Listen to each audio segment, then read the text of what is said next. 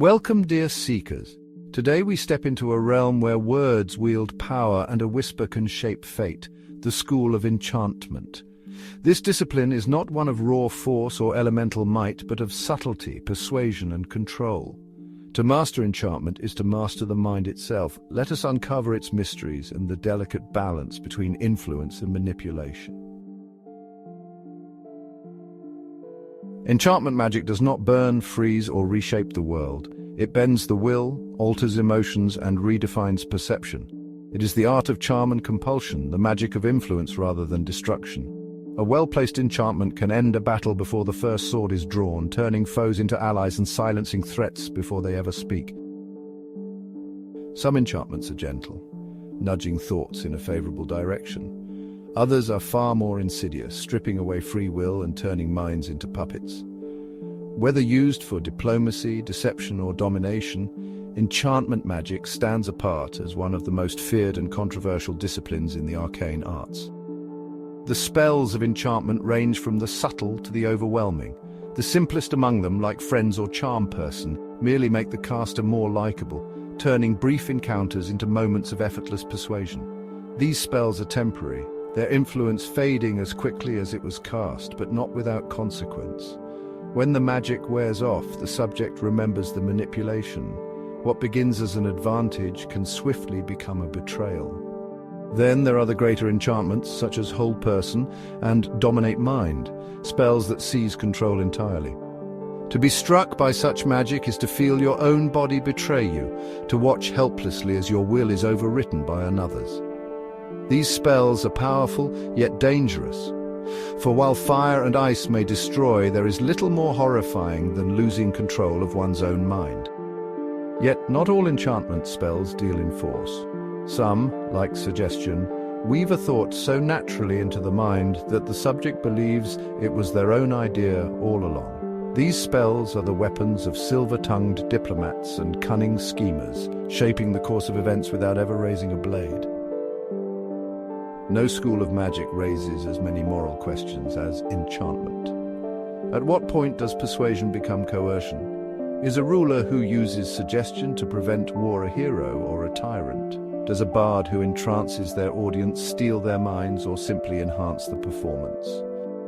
Enchantment magic is often viewed with suspicion. Some nations outlaw its use entirely, fearing the chaos it could bring to courts and councils. Others employ it freely, training spies and diplomats in the art of magical persuasion. And then there are those who delve too deep, their hunger for control leading them down a path from which they cannot return. Throughout history, the greatest enchanters have shaped the world, not with steel or sorcery, but with whispers and well-placed words, their influence stretching far beyond the battlefield, altering the course of empires with but a glance and a suggestion. Among them is the story of Elera Valkyrin, a woman whose words held more power than an army. It is said that when two feuding kings stood on the brink of war, their forces poised for a battle that would drown the land in blood, she stepped between them, with only her voice as a weapon. Weaving magic into her words, she painted a vision of peace so compelling, so undeniable that both rulers cast down their swords and signed a truce they would never break. Their people hailed her as a savior, yet some whispered in fear, wondering whether the peace had been of their own choosing, or if they had merely been caught in the web of an enchantress's will. Not all enchanters sought harmony. Valor, the marionette master, wielded his magic like a puppeteer's strings, twisting the wills of others until they danced to his design. Entire courts fell into his grasp, powerful lords and war generals turning upon each other at his mere suggestion, carrying out his will with their own hands. Yet for all his mastery, his downfall was inevitable. The enchantments he had placed upon his most trusted advisors faltered, and when the weight of their stolen free will crashed upon them, their fury knew no bounds. They turned upon him in a single night of reckoning, and when the sun rose, Valor had vanished without a trace.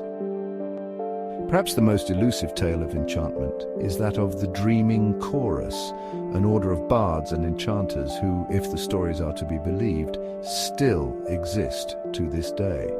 Their magic is not wrought through force, but through melody and persuasion, their songs said to slip into the hearts of rulers and common folk alike, reshaping thoughts without their listeners ever realizing it. Some claim that they are the hidden architects of peace, nudging the world toward harmony with unseen hands. Others fear a darker truth, that the course of history is not decided by kings or armies, but by those who sing the right words into the right ears, weaving illusions so perfect that reality bends to their design. Whether benevolent guides or unseen tyrants, none can say for certain, for the dreaming chorus leaves behind no trace, only echoes of choices that may never have truly been one's own. The School of Enchantment is a reminder that magic is not always about force. It is about influence, persuasion, and the delicate shaping of minds. It is a school that inspires both admiration and fear, for the power to guide a thought can be as profound as the power to summon fire. To wield enchantment is to walk the fine line between wisdom and manipulation, between shaping fate and stealing choice. And with that, dear seekers, we conclude our journey into the School of Enchantment. If this exploration has sparked your curiosity, be sure to like this video and subscribe to the channel. Until next time, seekers, may your words hold power, your intent remain clear, and your will forever be your own.